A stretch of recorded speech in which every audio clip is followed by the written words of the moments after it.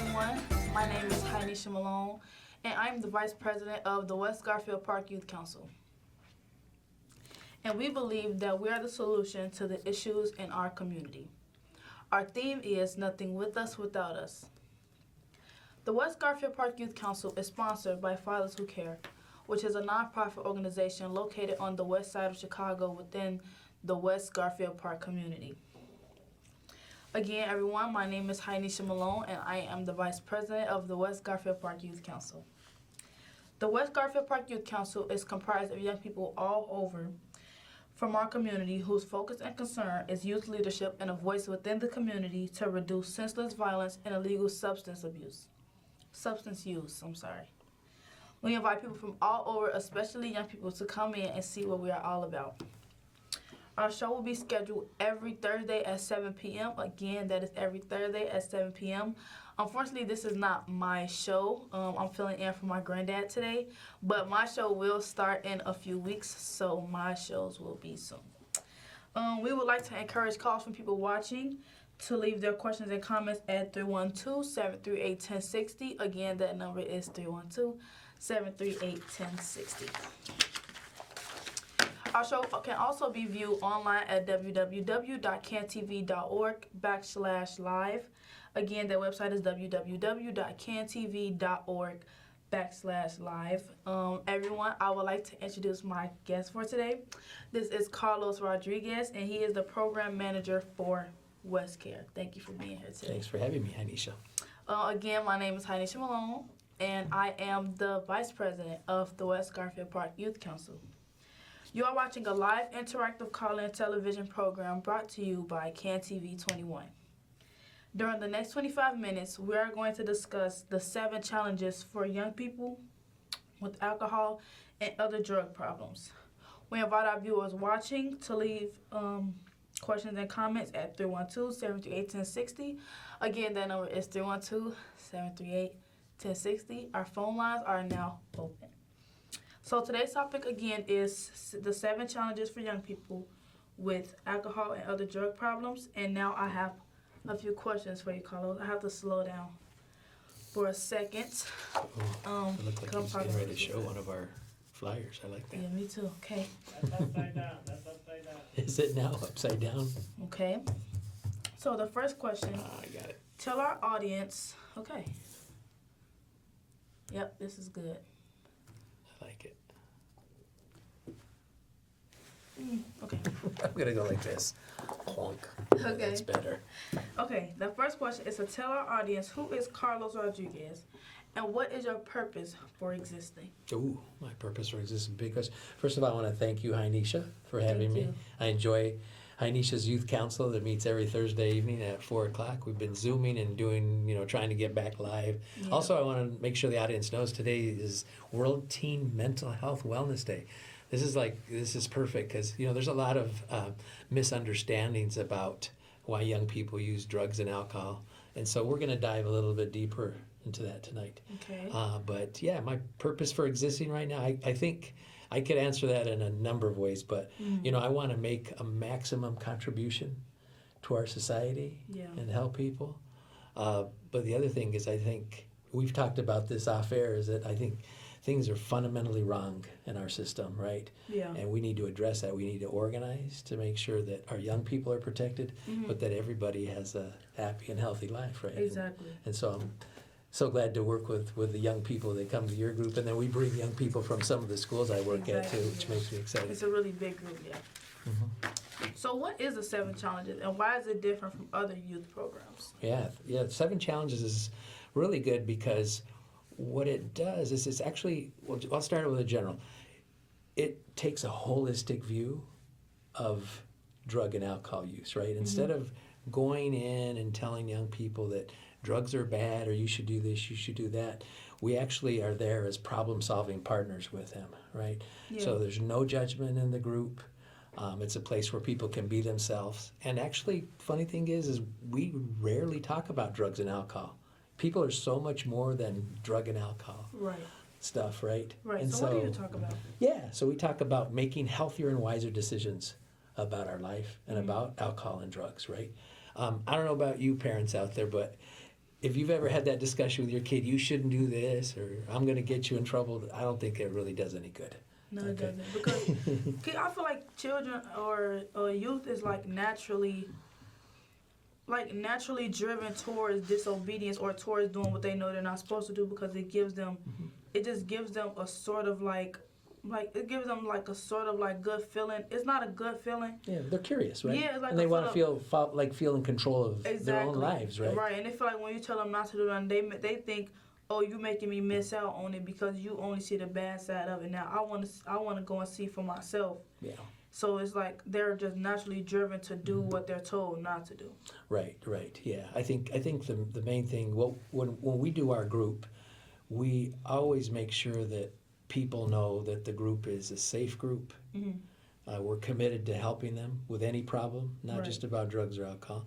We respect them, so we want to hear what's really on their mind. Yeah. Of course, we want to help people be accountable for their words and their actions, Right. but accountable to help each other too. And then, of course, like any human being, we want to have fun. Exactly. So as you know, I like to joke around. You know that I have dumb dad jokes and things. Mm-hmm. But one of the guys came with us from group today. He's out there. He knows what I'm talking about, right? And so this is a safe place to just explore things that are meaningful. Mm-hmm. For you parents out there that are watching, here's a simple one for you. If a young person is using drugs or alcohol, if they get into a fight, it usually means that something important is going on in their life. And so you don't want to push them away and get mad at them. You want to actually move them closer to you, right? So later on tonight, we'll talk about some strategies for you parents about how to, keep your young people close so that you can influence healthier decisions. Exactly. Because it's always good for people that kids trust to tell them like what's good and what's not good for them, because they hear a stranger say it, it just go in one ear and out the other. But if they actually have somebody who, like their parents or somebody that's family, actually telling them something that they want them to do, they'll take it into consideration more than a stranger telling them, and they actually probably want to do it. Yeah, that's a great point. And then the other piece is that I think when we have our groups, and you know this, Ainisha, when we get into youth council, is that when other young people are giving each other feedback, we can broaden their perspective, right? So, sometimes you come in, and we're all guilty of this. We look at things through our own, narrow view, lens, right? Yeah. Right, and so we want to expand that lens, right? Exactly, yeah. And then, so you want to ask those curious questions. So again, here it is, parents, for you guys. Ask curious questions. What do you like about getting high? What is it about this party that drew you here? Of course, parents are also going to give them their thoughts too, like, hey, I love you. I'm worried about you. Yeah. I don't want you to get hurt. That's the main thing. Sometimes parents go about it the wrong way. They start, Yeah. yelling and all that other stuff, and that don't do no Exactly. good. Yeah. But yeah, thanks for bringing that up. I know we course. talked about that beforehand. Why is it important for youth to be allowed to talk about what they like about alcohol and other drugs? Wow, I think that's about establishing trust and honesty, right? Many adults will force kids to, or try to get into a debate, force them to think away, or, trying to make the best argument that, oh, drugs are bad because. And so what we do in our group is, and it sounds kind of counterintuitive to some parents, Yeah. but if you allow that conversation, then the young person is going to be able to speak more about what they know. And by having a discussion, the young person knows, oh, I'm not being judged. I can make my own decisions for myself, but I'm more open to listening to other perspectives, right? Does that make sense? Yeah, I So know what you mean. so it allows people to be honest, right? We don't want to push this discussion under the table, right? Yeah, I feel like when you're more comfortable when you're more comfortable in the conversation that you're having, you're more likely to, open up about stuff and not feel so closed off to the point where you feel, okay, I'm not going to say this one little detail because I feel like I'm going to get judged for it. Right. So that one detail you can never work that out or get better in that area because you don't even have the courage to even speak up about it because you don't feel comfortable with people knowing that stuff. So I feel like it is good to have conversation and not feel like they're disrespectful for having their own way of thinking and having their own ideas, because it's not just because they're kids doesn't mean that, oh, you're a kid, so what you say is not really valid because you're a kid, you don't know no better. You haven't lived as much as I live. But it's kids go through stuff too. Yeah. To the point where it gives them a chance to think for themselves and be able to be their own person. Even at a young age, they can be their own person sometimes. So it's once you once you like allow that and you allow them to have a voice for themselves Yes. and you let them speak up, then it's like it's just the energy between y'all will be different instead of it being like, oh, every time I see her, it's like you think every time you see your mom or every time you see your dad or whatever guardian you have, Right. it's like you think of the bad stuff that you did and what you think they shouldn't know. Yeah. Or if you talk to her and they tell you something or they say something to you, you worried about if she know already. Instead of being open enough to tell her first so you wouldn't have that type of feeling and bringing this bad energy into y'all space and stuff. I love that. We don't want to have bad energy, Exactly, right? I mean, yeah. we want to undo negative expectations when a young person comes to our group, Right. and we're going to wait around. It takes a while to establish trust and honesty, especially when you've had people jumping on you all the time and judging you, right? Yeah. The 7 challenges is interesting. The goal of the 7 challenges is actually to just have people be honest about themselves Right. and make healthier decisions, right? I'm going to tell you real quickly about the challenges. The challenges are pretty simple. Young people can work them in order. And every booklet we have, we actually have the 7 challenges listed so that the young people can follow along. And so they can kind of use it as a handrail to help them get more focused in their conversation. So the first challenge right away, right out of the gate, is we decided to be open and honest about our lives and about our use of alcohol and drugs, right? Right. When people are open and honest about their lives, we can learn so much more about what makes them tick, right? Yeah. I never assume anything when anybody comes into group, right? I don't say, oh, that person, they're hopeless or whatever. Yeah. My thing is more about I'm just going to be curious. I'm going to be there present for them. And then the other piece is making sure the group takes responsibility for the discussion, right? And we talk about everything. We talk about dating. We talk about problems we have with our parents, with our teachers. Some of the challenges in the street, like I got a beef with so-and-so, and we want people to open it up there. So again, we're broadening their perspective, right? Exactly. The second challenge is actually what we've been talking about earlier, is we want to make sure they're open and honest about their use of drugs and alcohol, and then we get to the why they use it, Right. too. And we don't assume anything. Parents are going to love the third challenge because we talk about the harm or potential harm of the drugs. And then, of course, challenge 4 is about taking responsibility for our problems, right? Right. Notice how I said problems. I didn't say drugs or alcohol, right? Exactly. When we finally get the group really rolling, people will bring in a variety of topics. And we want to, again, we don't want to just limit it to drugs and alcohol. Exactly. And I feel like whenever kids or youth have whenever they do use drugs, they only see, that's all they see. They only see drugs. It's like, oh my God, you're doing drugs. But they don't see okay, wait, let me think what could have happened to my child, or what could my child have gone through that maybe I went through and I didn't think that it had an effect on my Right. child. And it's like it has an effect on them and they found a way to try to escape from this feeling without me knowing. But then it's like, now that I don't know, that's what I'm upset about. I'm upset that I didn't know and that they're going through something and stuff like that. But most times, that's how some parents think, but most parents don't see the problem at all. They just see that they're doing drugs. They don't think, okay, what are you going through? They don't Right, ask, what oh, what are you motivated going, it, yeah, the what drug are you use, going right? through? Why are you doing it? How do you feel? Do you feel like this every day? Do I have to check on you and stuff like that for you to not have to feel like this type of habit, like a natural habit? Do you need me? Do you need somebody else? Do you need to be more interactive, go out more? Do I need to take you out more, give you more experiences, show you more life so that you don't feel like this is all that you know, Yeah. and stuff like that. I don't feel like they think like that, and I feel like but I don't like telling people how to parent, but I think that should be something that people do. Yeah, you're telling me what a lot of young people tell me, Ainisha, is, can I just get a parent to listen to me, right? I mean, I had an experience, and my son, if he's watching, he's going to be like, really, Pops, you're going to bring that up again? But when he was down in 8th grade, he came home one day and he was rating everything, right? I've told you this story, Anisha, where I asked him to rate me as a dad from a scale of 1 to 10, right? I said 1, I suck. 10, I'm Superfly dad. I'm the Superman dad. He gave me a 6, right? And I took a deep breath because I thought I was a little bit better than that. But I said, let me practice what I preach, right? I said, son, I'm so glad you're honest with me. What can I do to get to a 7? And you know what my son said? He said, whenever you come home, Pops, it seems like you're more interested in talking on the cell phone than listening to me.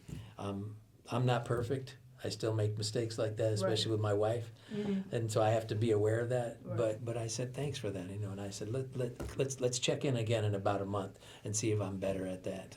Hopefully, if he's out there watching, he'd be like, yeah, my dad's a little bit more attentive then. But that's a freebie for you parents. Don't get defensive. Ask those curious questions. Check in with your young person, right? Hey, is there something that I can support you with? What do you need from me, right? Sometimes all they want you to do is just be there for them, right? Right. Don't cost nothing. So, what is important? Why is it important to understand how drugs can affect students? Yeah, I think this is a really good question. So parents, hear me out here, okay? Cannabis is not the quote unquote safe drug. We know already in the streets it ain't the most dangerous thing in the world.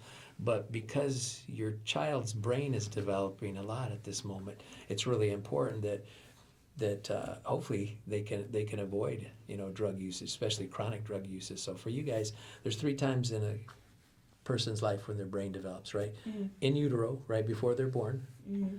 from birth to age 5, and parents out there know everything that I'm talking about. They learn how to talk, walk, crawl. Yeah. They learn about love and safety, right? What's mine, what's yours, all that good stuff.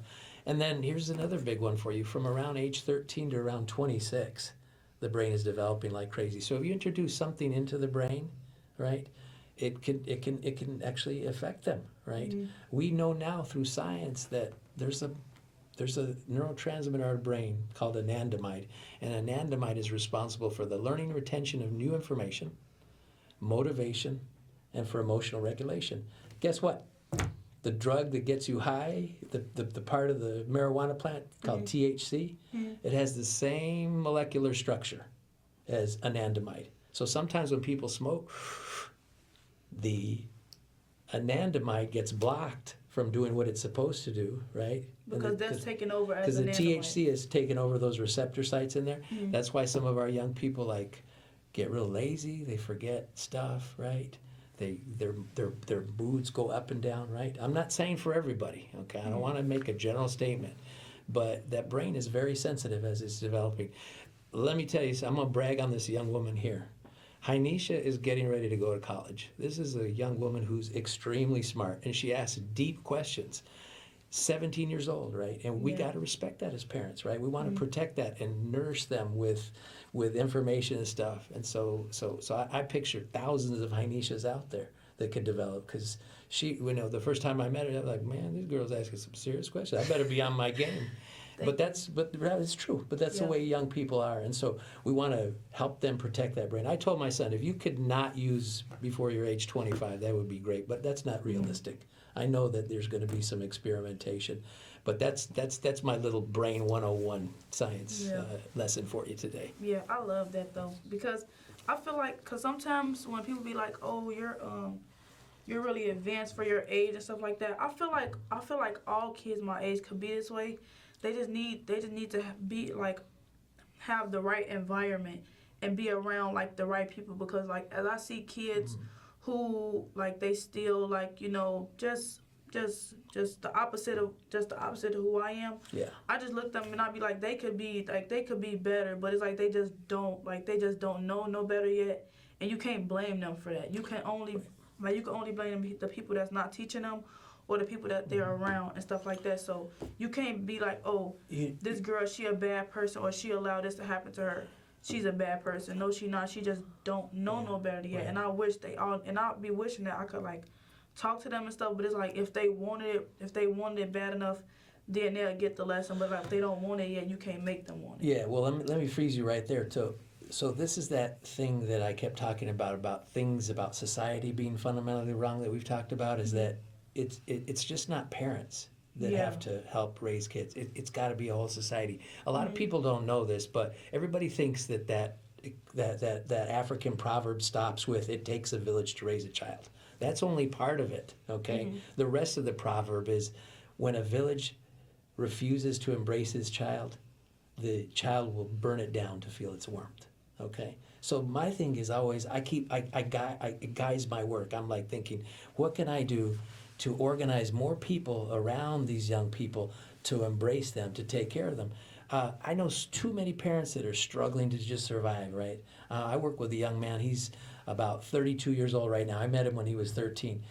His father, undocumented worker, working 2 jobs. He couldn't hardly raise his sons, right? And so he was just looking for somebody to talk about his reality, right?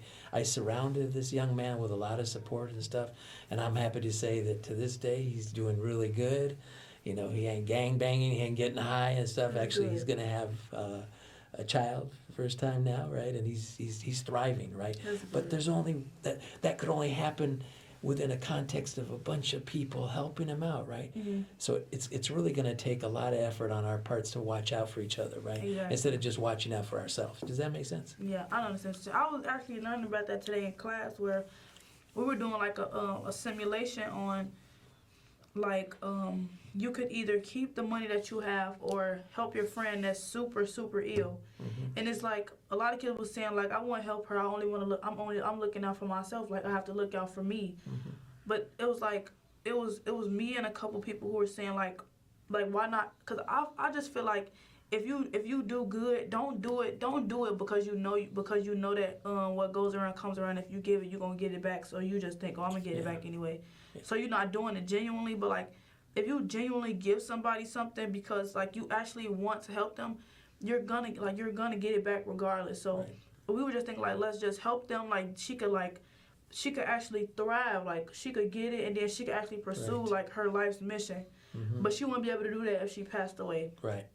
And it's like if you don't, it's just like if you don't, it's like I don't know how to explain Well, it. let me give you a little secret too, Heinisha, so you can be a little bit more hopeful, right? So Heinisha, because you help run the youth council, you deal with these issues and you think about them all the time. So you're being challenged, right? Yeah. And you challenge yourself too. Some young people aren't challenged as much, but here's the hopeful part. What they say amongst their peers might not be what they feel, right? Let me tell you, when we do these little books here, and I'm going to put them up again, they're in Spanish and English, right? These are little journals that people do, is that they're reflective journals. And what happens is we notice that when the young people say something in group like, yeah, you know, they may be bragging about getting high last night or during the past weekend, right? But in the journals, they talk about how they're secretly worried about it, or they talk about how they think they need to cut down. Or the other part is then they talk about what motivates that use, right? Some of them are really sad, right? It's like they're struggling just to survive. Or some of them are really sad because their dad's gone, or they don't have enough time with their parents, right? One of my young people that I work with, she might come to group once every 3 weeks. She put in her journal that I love this group, but sometimes I can't make it because I got to take care of my little brother and sister. And so we, like we said earlier, right, when we started the show, we're not going to judge anybody. We're going to be there for them whether they're there or not every step of the way. When she revealed that to me, I was like, oh, I'm going to get some support. So, you know, I've got a nice resource specialist that I work with in my office. She's working right now with Mom to get her some help for sitting and stuff so her daughter can come to school, right? That's great, so that's the village that takes care of the child, right? Right. Can't solve it on her own, right? Exactly. Because, like, it's people who know people who can help you. Yeah. It's like if you only stay in this little circle of people that you know and you never branch out to find more people, then it's like you would never, like, you could never grow from that little bitty space if y'all are all y'all know. You know, you have to be able to branch out. And then it's like if she didn't branch out or if she only stayed to what she knew and didn't want to open up, she couldn't have got the help. Now she do, and she able to, like, go out more, come to the group that she loved, because it's always good to actually have somewhere where you're comfortable and that you love to be. Yeah, it nourishes her soul. She can explore issues, and I think had we not set up a safe environment where she could be honest, we may not have known how we could help her, right? Right. But she was able to reveal that. Did you want to talk about this real quick? Oh, yeah. Okay, so everybody, there is a intern, if the overhead could show up, but if not, there is a young adults internship. It is from ages 16 to 24, and it's for West Side residents only, so only on the west side of Chicago. And you'll be able to train for 15 hours a week, so you will basically learn about how to save money, how to use it, like how not to make like unnecessary purchases, what's necessary. job opportunities, How to do an mock interview, resumes, right? yeah. Like how to answer questions at the interview, what questions to expect, mock resumes so that you know how to make a resume, and they'll help you make a real resume that you can actually print out and you can like carry around with you if you want to go apply for jobs and stuff like that. They could take you to the jobs like Target, Walmart. They could take you to those jobs if you want to apply there and help you get the job and stuff like that. So that's basically what they do, and they basically have like weekly assignments that you're supposed to do. So like simulation games that you're supposed to do for like money, and like the resumes, like the forms and stuff like that. And it's Monday through Friday from 3 p.m. to 6 p.m. and orientation is tomorrow. I don't think I remember the time. Maybe like when you get out of school tomorrow, then you could go up and you could see about them. But for any more information about that, you can contact Miss Princess at 773-287-5821, or you can email her at princess.fwc@gmail.com. Good, thanks for that, yeah. Oh, did Oh. we tell you that you get $125 a Oh, week? yeah, for you doing do this? get a weekly There's stipend. some incentive there, right? Yep. Yeah. And there's also a MySpace drop-in center, ages 13 to 24, Monday through Friday at 3 p.m. to 6 p.m. And it's a safe place for young people to learn like life skill workshops, homework assistance, games, snacks, field trips. Yeah, we play a And- lot of games. We played some games tonight, yeah. And Yep. you get free dumb dad jokes too. Yeah. So you can also call them at 773-287-5821. And now we have to wrap up for today, guys. I'm so sorry. Thanks for having So- me again. Of course. So if anybody wanted to contact you for more information, how could they reach you? Yeah, so parents and anybody else that would like to talk about issues that go on in drugs and alcohol or anything else, call me at 312-568-7051. Again, my name is Carlos Rodriguez from WestCare, or email me at carlos.rodriguez. I'll spell that for you, RODRIGUEZ @westcare.com. Thank you. So if you are just tuning in, our guest tonight on the show is Carlo Rodriguez, and we are discussing the 7 challenges for young people with alcohol and other drug problems. Oh, you know what? Let me wrap up the 7 challenges. I only told the first 4, right? Okay. So real fast. Okay. Number 5 is about planning for the future, right? So we looked at where we are, where we want to go, and what we want to accomplish. Number 6, we talk about making thoughtful decisions about our lives Yeah. and about our use of alcohol and other drugs. And then the 7 challenges wraps it all up. We talk about mastering the 7 challenges, but if we make a mistake, we go back to earlier challenges to be To able help. to help us out, right? Exactly. So this is something that the young people love because it's their choice what challenges they want to work on that day they come Right. in. Okay. Okay? Thank there you. it is. All right. So we would like to thank our viewers for watching, and for additional information about our youth council, please contact us again at 773-287-5821. Again, that is 773-287-5821, and ask for Miss Princess. Thank you, and tune in next week, same time, same station. Thank you, Carlos. Good work.